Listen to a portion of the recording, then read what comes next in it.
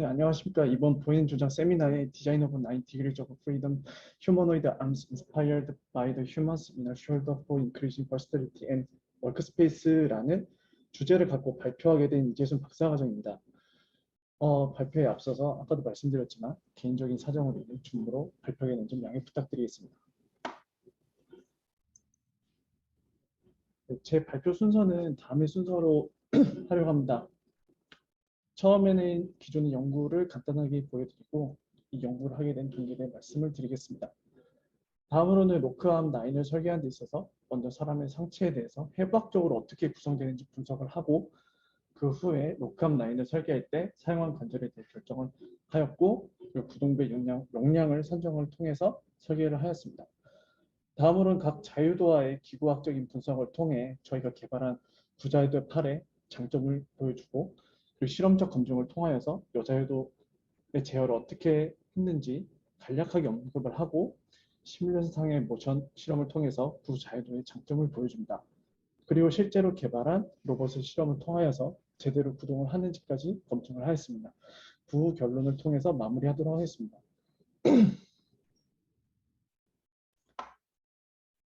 네, 기존에 개발되어 온 많은 휴머노이드 팔은 복잡한 작업에 대해 연구가 활발하게 진행되어 왔습니다.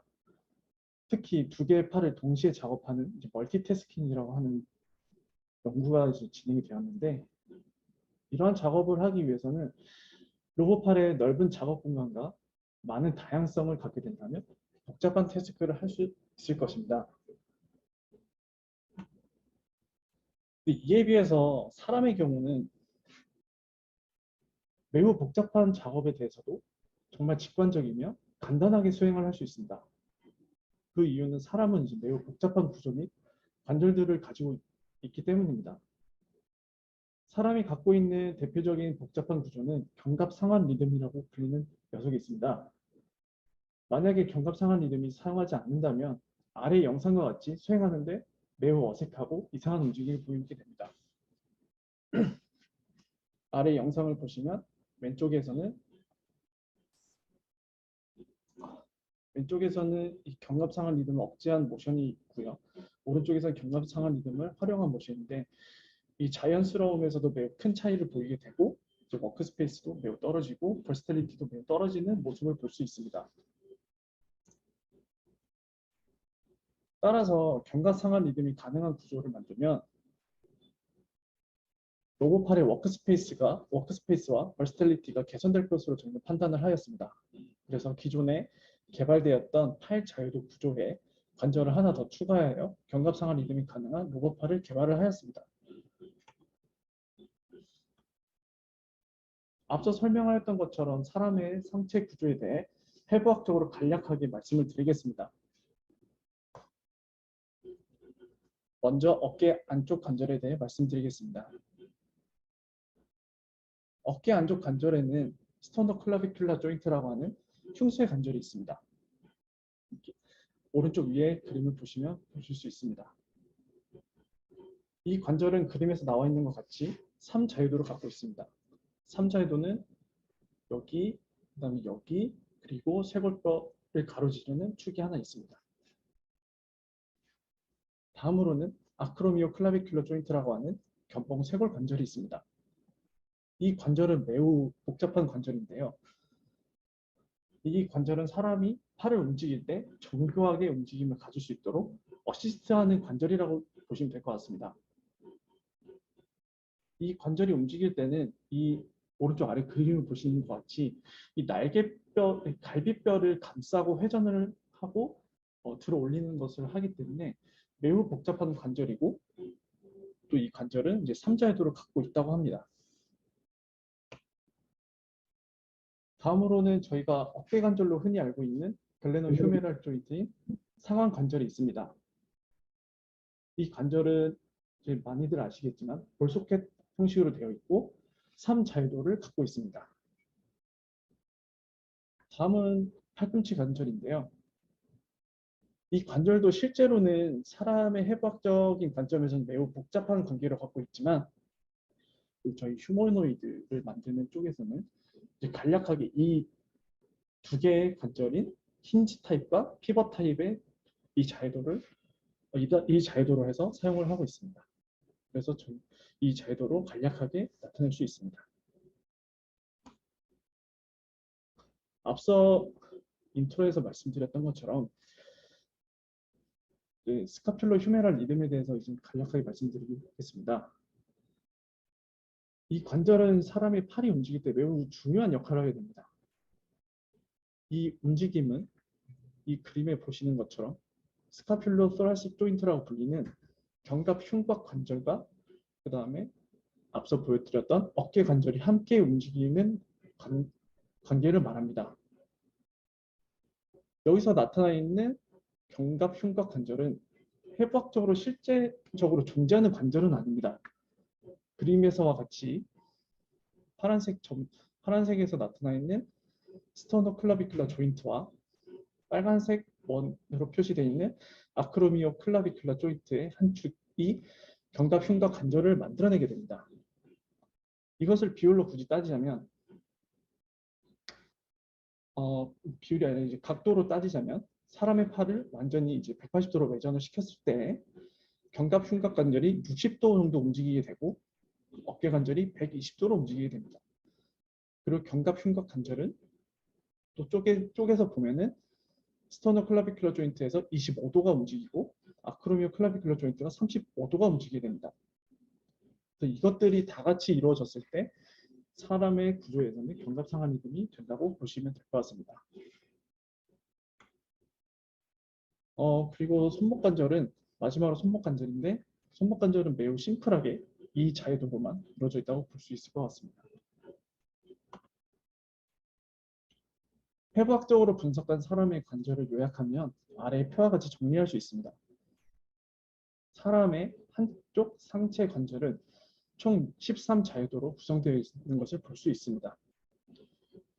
이때 견갑 흉곽 관절은 가상의 관절이기 때문에 사람의 관절에서는 계산을 하지 않았습니다. 다만 저희가 개발한 로봇에서는 견갑상하 리듬이 되는 것을 원하기 때문에 이 견갑 흉곽 관절을 모사해서 한 축으로 나타내었습니다. 그리고 그것이 아래 그림에서 보시는 것 같이 ST 조인트라고 불리는 관절이라고 보시면 될 것 같습니다. 다음으로는 구동부의 역량을 결정하는 방법에 대해서 설명해 드리겠습니다. 모터 용량을 결정하기 위해서 각 관절에 발생하는 최대 토크를 계산을 해야 됩니다. 로크암 9의 전체 워크스페이스에 대해서 알아야지 각 관절의 최대 토크를 구할 수 있는데 그렇기 때문에 저희는 이제 워크스페이스를 먼저 구하는 작업을 하였고요. 워크스페이스를 구하는 방법은 이제 몬테카를로 메소드를 사용한 방법으로 구하였습니다. 몬테카를로 방법은 각 관절의 레인지에 대한 정보가 있다면 그 사이에 n개의 랜덤 데이터를 생성할 수가 있습니다. 이때 저희는 8만 개의 데이터를 사용을 하였고요. 그래서 9개 관절에 대해서 8만 개의 랜덤 셋을 확보를 하고 그 셋을 포워드 키네마틱스에 대입을 하여서 로봇의 대략적인 워크스페이스를 구하였습니다.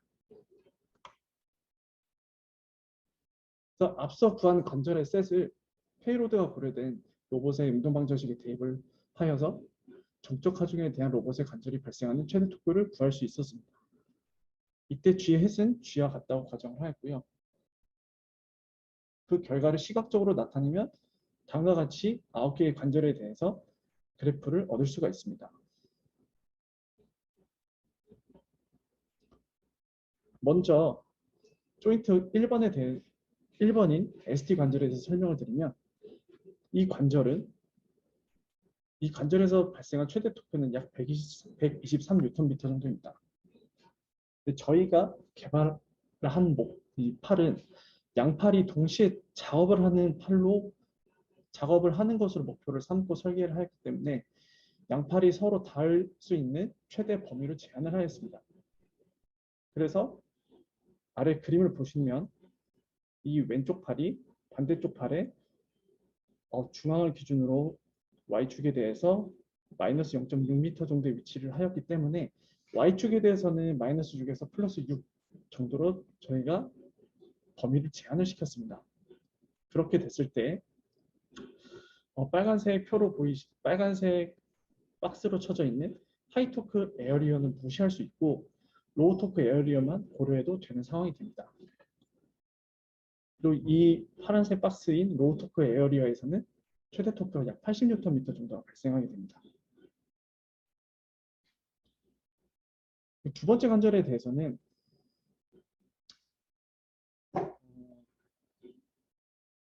이제 이 관절의 그래프를 보시게 되면 대부분 이제 파란색으로 이제 표시가 되어 있는데 대부분의 위치에 대해서는 토크가 크게 발생을 하지 않습니다. 그렇지만 이 관절에 대해서 최대 토크가 약 100Nm 정도가 발생을 하게 되는데 이거는 조인트 1번이 어떤 위치에 있느냐에 따라서 중력의 영향을 받기 때문에 그런 것으로 판단할 수 있습니다.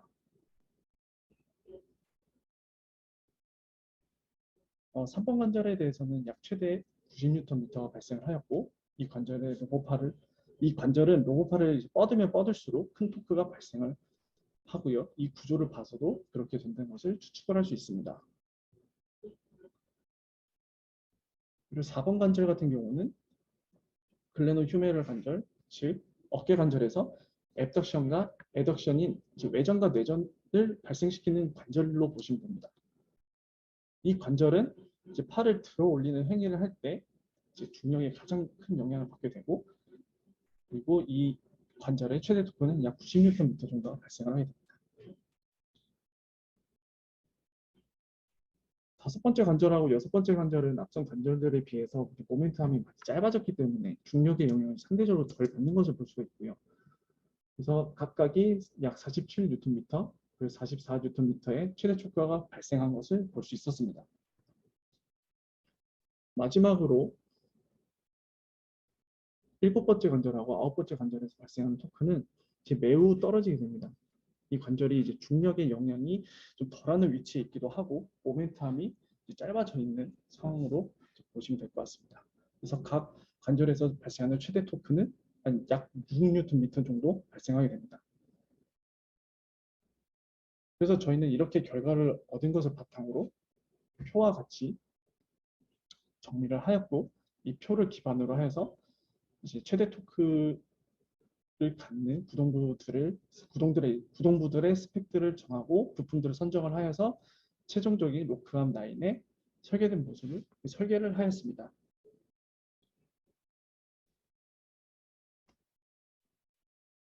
다음으로는 저희가 개발한 로봇을 기구학적인 분석을 통해서 기존에 개발되었던 구조들에 비해 얼마나 개선되었는지를 분석을 하였습니다. 로봇의 성능을 평가하는 지표 중에 로봇의 자세에 따라 특이점이 발생하는 것을 확인할 수 있는 조작성 지수인 매니플러빌리티 메이저가 있습니다. 만약에 특정 자세에서 이 값이 작게 나온다면 그때 로봇은 특이점의 근처에 있다는 것을 알 수 있습니다. 저희가 여기서 사용한 작고변은 지오메트릭 작고변을 사용하였고 이 조작성 지수의 값을 앞서 구하였던 각 관절에서 발생한 토크를 시각화해서 나타냈듯이 조작성 지수 또한 시각화해서 나타내었습니다.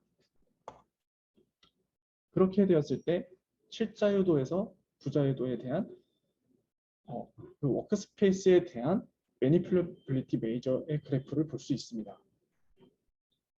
왼쪽 그래프는 말씀드린 것처럼 MM의 크기를 매니플러빌리티 메이저의 크기를 나타내는 그래프이고 오른쪽의 그래프는 이제 바이매뉴얼 태스크 에어리어라고 하는 양팔이 같이 작업을 할 수 있는 워크스페이스와 그 워크스페이스에서 MM의 크기를 나타낸 그래프라고 보시면 됩니다. 먼저 이것을 분석을 하기 위해서 저희는 작은 값하고 이제 큰 값에 대해서 기준치를 좀 세웠습니다. 작은 값의 기준을 0.02로 하였고 높은 값의 기준 0.1로 하였습니다. 실자유도 8에서는 실자유도 갖고 있는 워크스페이스에 대해서 작은 값의 영역이 약 2800개로 26% 정도 차지하였고 활자유도 8에서는 800개로 약 1.02%였습니다. 그리고 부자유도 8에서는 약 300개로 0.37%로 나타났습니다. 높은 값을 보게 된다면 실자유도에서는 아예 나타나지가 않았고요.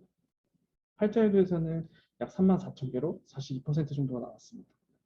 반면에 부자유도의 값은 약 69,000개로 87% 정도로 나오는 것을 볼 수가 있습니다.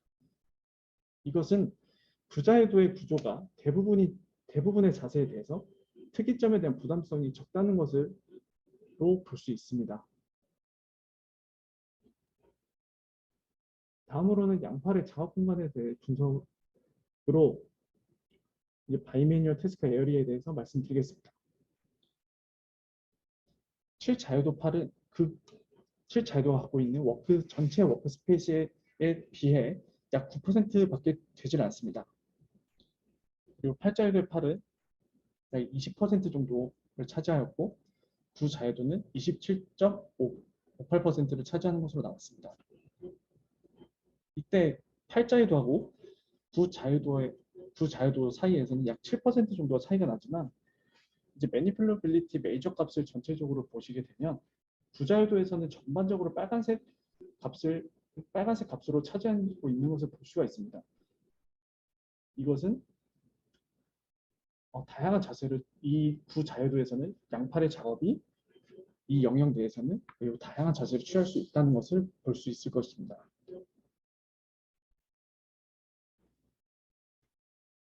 이제 저희가 개발한 로봇팔에 대해서 실험으로 검증하기 앞서서 실험에 사용된 제어 방식을 간략하게 설명드리도록 하겠습니다.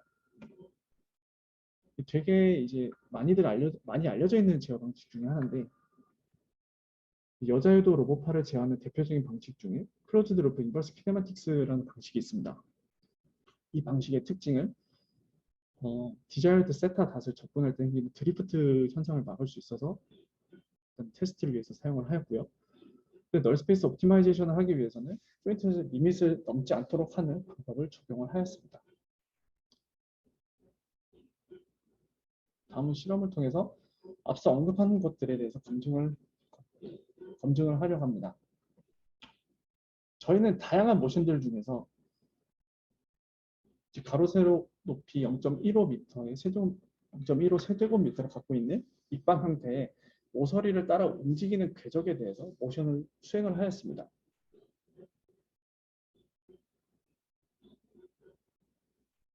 그 실험 결과 다음과 같은 그래프를 얻을 수 있었는데요. 보시는 바와 같이 7자유도에서는 이제 주어진 궤적에 따라서 움직이지 않고 에러를 발생을 시키면서 움직이는 그래프를 얻을 수가 있었습니다. 근데 8자유도 및 9자유도에서는 이제 잘 따라가는 것을 볼 수 있었는데요. 저희가 이제 8자유도, 9자유도의 성능을 이제 더 분석을 하기 위해서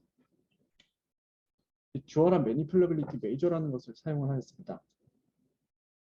이것은 양팔이 작업을 수행을 할 때 특이점에 가까운지를 이제 확인할 수 있는 지표고요.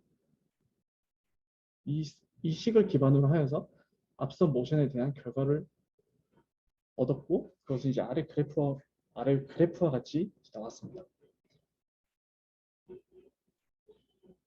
이 듀얼한 매니플러빌리티 메이저 같은 경우를 보시게 되면 이 7자유도 이제 빨간색 라인에 비해 이제 평균값으로 봤었을 때 약 4.7자유도에 비해 9자유도는 약 4.5배 정도가 증가를 하였고 8자유도에 비해서는 약 1.75배가 증가한 것을 볼 수가 있습니다. 즉 9자유도의 양팔 모션은 매우 안정적으로 수행을 할 수 있는 것으로 판단을 할 수 있습니다.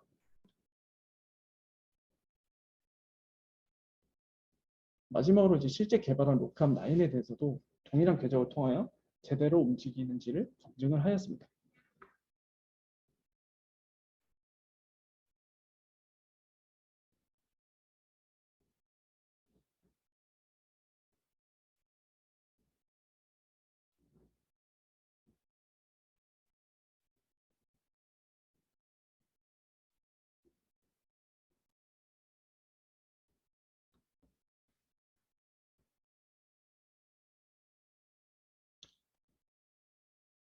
마지막으로 결론입니다.